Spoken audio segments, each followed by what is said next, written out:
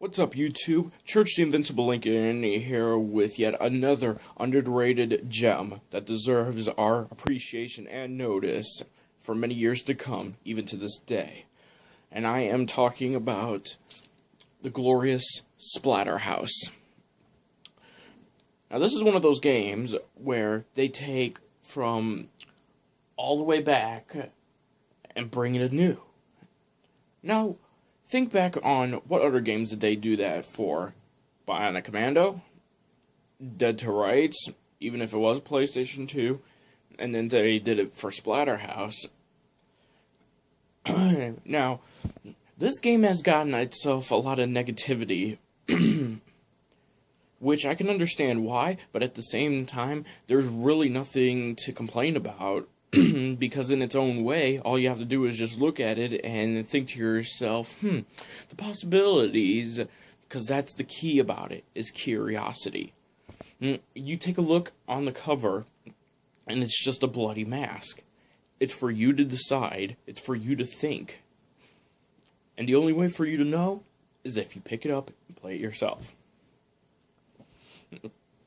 And the story of this game is pretty much the same as it was in the old-fashioned. You find your dead body being resurrected by a mask. Pretty much the same thing here. You find yourself dying, all your blood, all your guts, all your organs, all up on the floor, and your girl just got taken away by a madman with demons.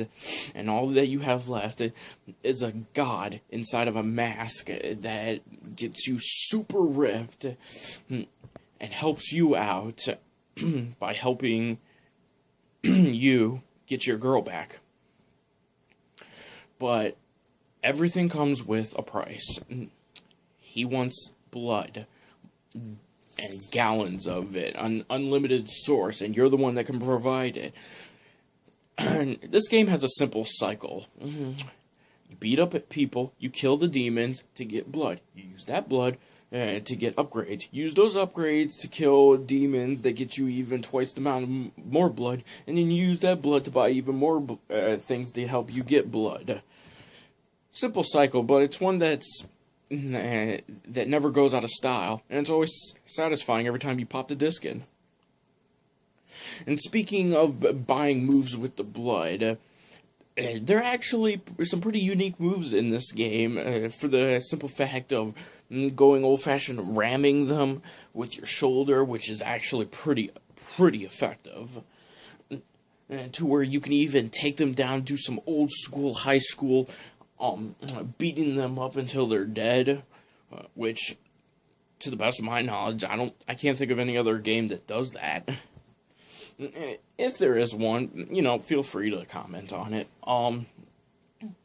Regeneration.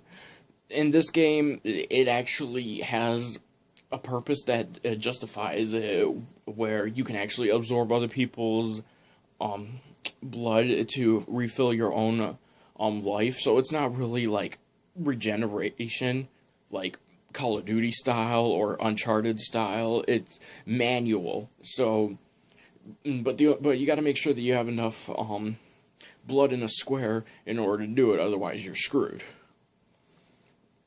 And it's not just the moves itself that helps you out with double or triple the amount of blood that you get.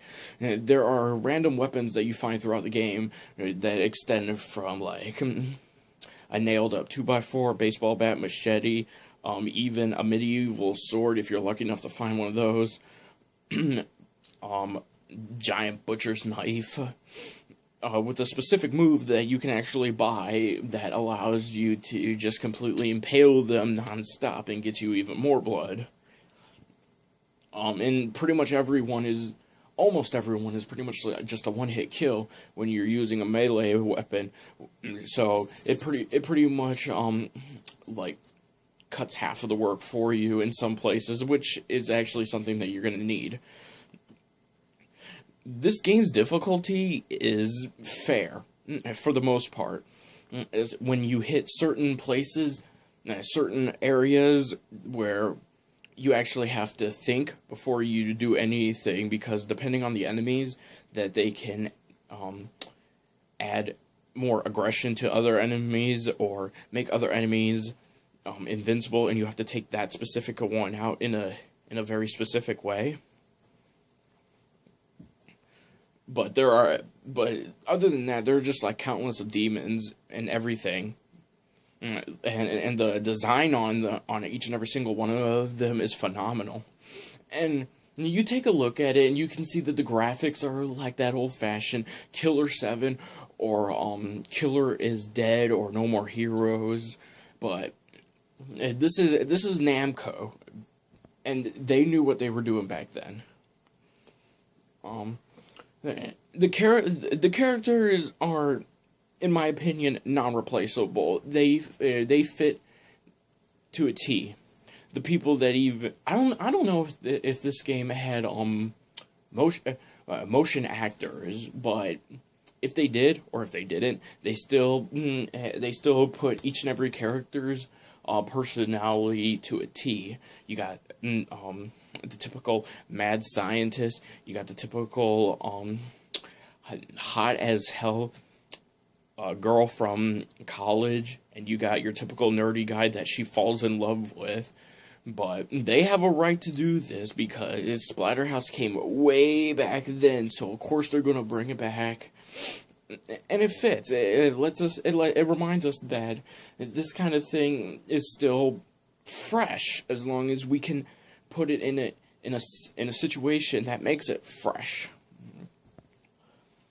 And the whole story, well, the character in the character's mind, Rick, is only focused on one thing and one thing only, and that's save your girl and save the day second.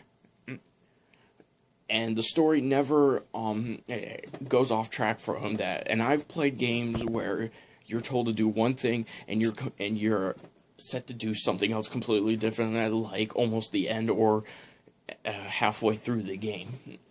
And it just made me go, what the heck?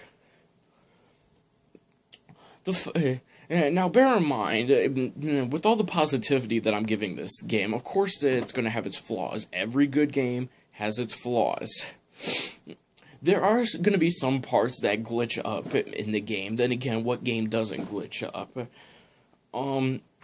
There are going to be some times where it takes too long to load. Actually, that's pretty much like the whole thing. Like, you go through a door, you go through a next stage, you complete a stage, or you begin a stage.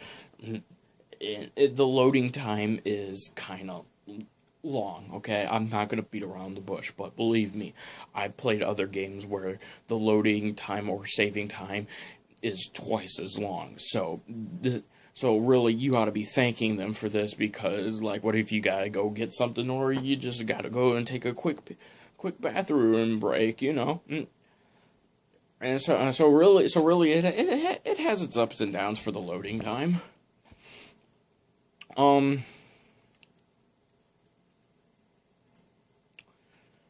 That's pretty much all. Actually, no.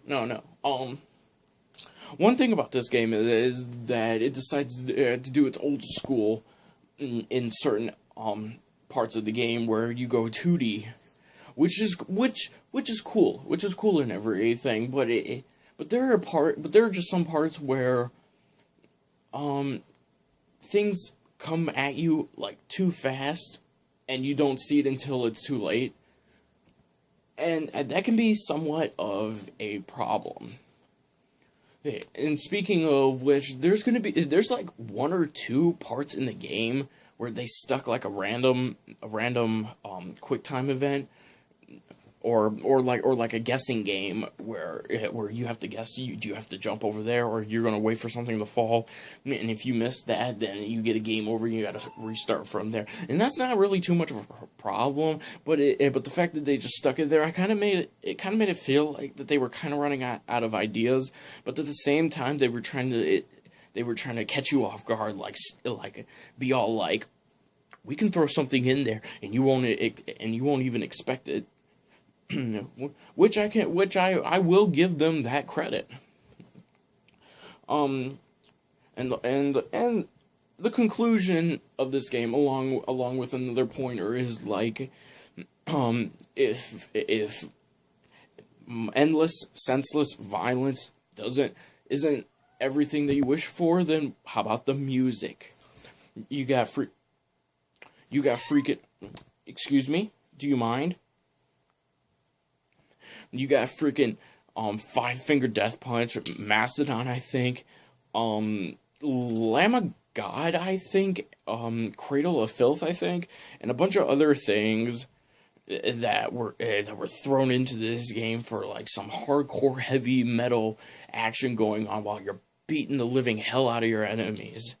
And if that doesn't get you going, you need to get the hell out of here then, because there's something wrong with you.